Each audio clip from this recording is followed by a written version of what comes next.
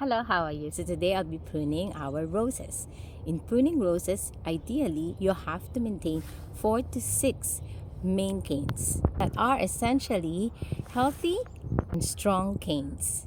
Having said that, we have to remove damaged, destroyed, and diseased branches. Because if we will not do that, the plant or the roses in particular will have different kinds of diseases, such as black spots, blight, powdery mildew, and 10 different kinds to 20 different kinds of diseases. So if you notice this particular lady in red climbing rose that I have just transplanted during late winter or first week of spring, I have maintained 4 main canes. But as you can see, there's still some weak canes that is growing at the side, and that I have to remove.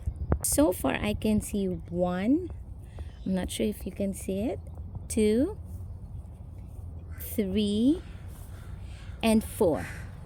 There's additionally 4 canes that I have to remove. In pruning your roses or any plant, you have to make sure to sanitize or sterilize any tools or equipment that you'll be using, because you don't want to spread any unknown disease in your garden. Like for example, I have cleaned mine. So this one over here is considered a weak cane or a weak branch, but this one looks like a cane. So let's go ahead and cut this. This one looks like damaged, weak, and going to the direction that I don't like branch to go. So we'll cut this, we'll trim this. Please remember that when you are pruning or trimming your roses or your plants, that you're actually helping the plant to grow healthy and stronger. So why do we need to prune it? Because we need a good airflow.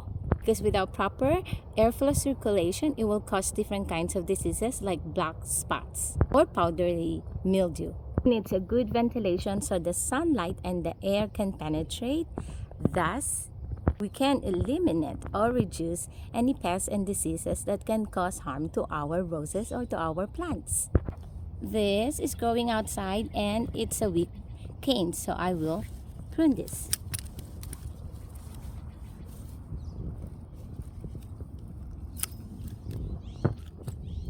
This branch is growing inward, so that means in the summer it can shade the parts of this area. That will not be good to other roses.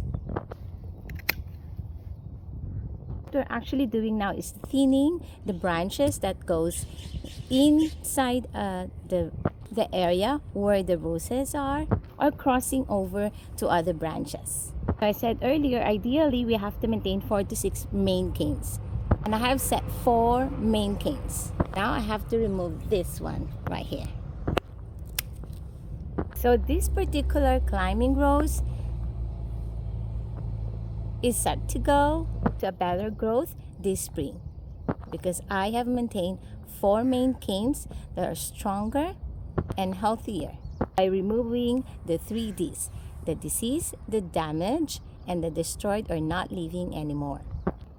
This branch is crossing over, so I have to remove this.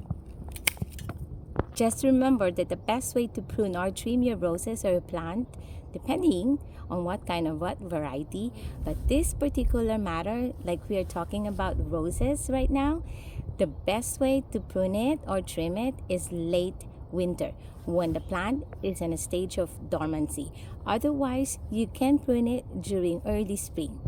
So far, I have 7 David Austin roses, and I have different kinds of varieties and other brands too. But this one is a David Austin that I transplanted over this side of the area, where it receives 6 to 8 hours of direct sunlight. But after winter, this happens, so I have to remove this damage. At the bottom, you can see that somehow in some point it got disease, so I'm removing it. And these are totally not living anymore. They are destroyed. It has served its purpose, So right now, we just have to remove it. When my roses is experiencing black spots, oftentimes I don't remove it. I have to make sure that next spring, or I have to spray twice to better take care of my roses. But at the same time, there are other factors that we can't control, like the environmental.